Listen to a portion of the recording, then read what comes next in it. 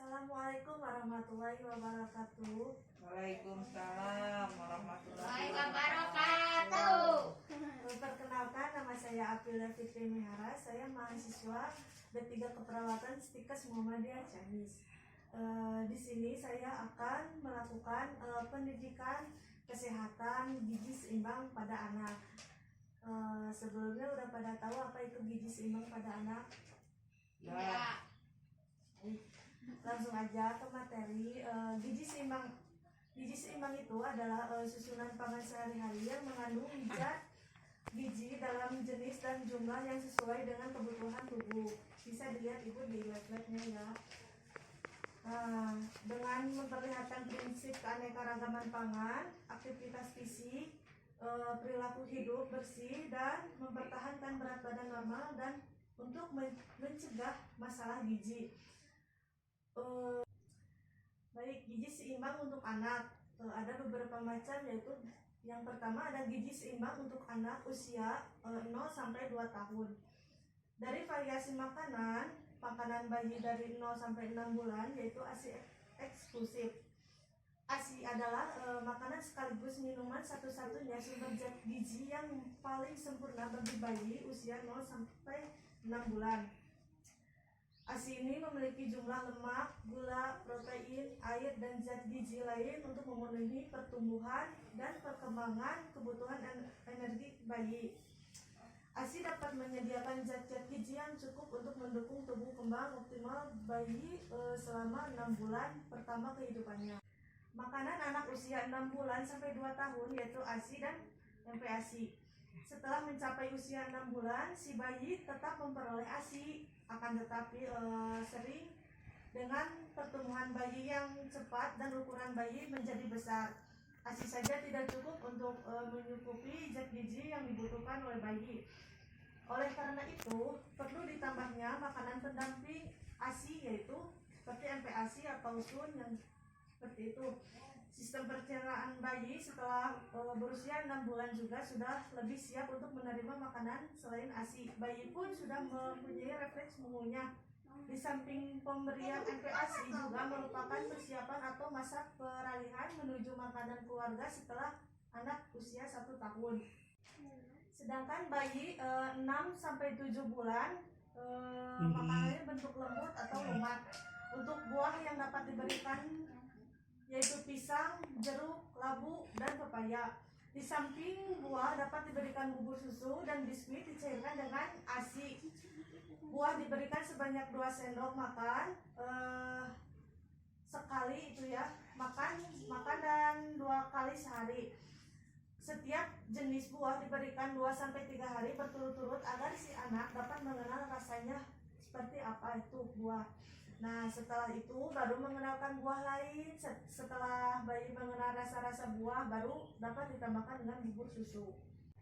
Di usia 7 bulan, selain bubur susu dan buah, mulailah memberikan bubur sagu yang dibuat dari bahan makanan sumber karbohidrat seperti beras, makaroni, kentang, kacang hijau, atau roti yang dilengkapi dengan protein hewani dan nabati serta sayur.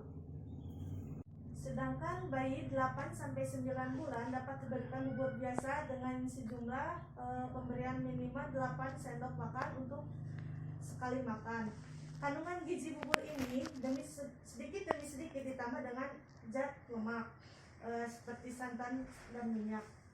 Perkenalkan juga dengan makanan selingan seperti bubur kacang hijau, puding dari susu, dan buah untuk atau biskuit.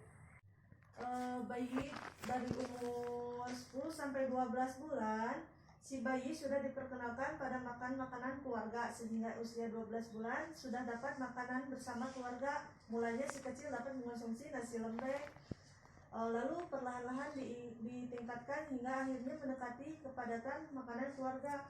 Makanan selingan yang bergizi diberikan seperti bubur kacang hijau, biskuit, pepaya, atau jeruk dan pisang.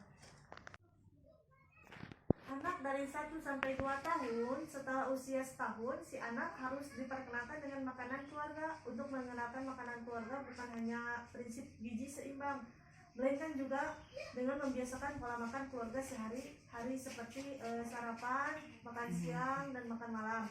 yang diselingi dengan camilan di antara 2 waktu makanan utama. Porsi makanan anak usia ini kira-kira separuh dari porsi orang dewasa.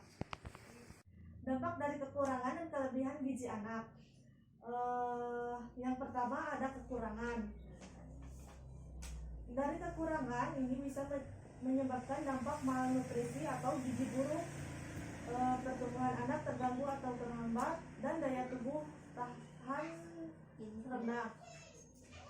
Yang kedua ada kelebihan. Kelebihan si berat badan anak ini akan membesarkan resiko munculnya penyakit kronis seperti kencing manis, tekanan darah tinggi, penyakit jantung. Jadi cara mengatasi masalah kekurangan dan kelebihan gizi pada anak ini mengkonsumsi makanan yang bergizi dalam jenis dan jumlah yang sesuai kebutuhan tubuh, usia, jenis kelamin, aktivitas fisik, dan kondisi biologis.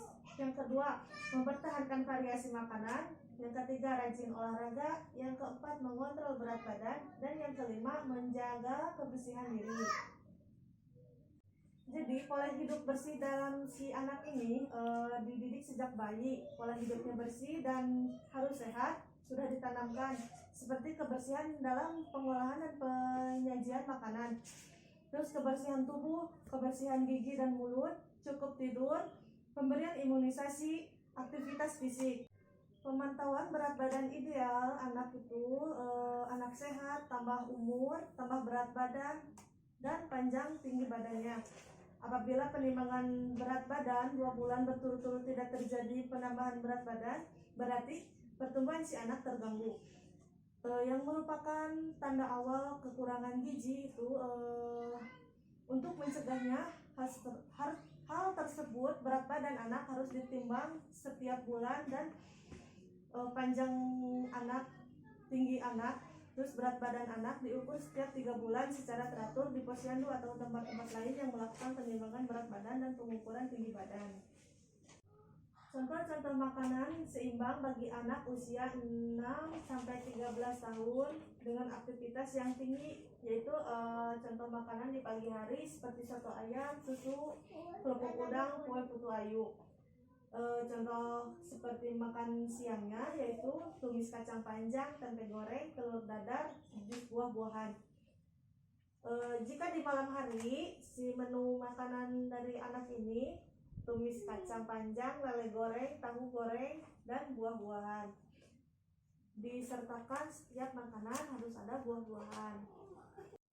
Baik, pemaparan saya cukup segitu. Ada yang mau ditanyakan? Tidak. Baik, sudah mengerti ya Bu ya? Ya. Dari sini saya tutup. Mohon maaf ada kesalahan. Assalamualaikum warahmatullahi wabarakatuh. Waalaikumsalam warahmatullahi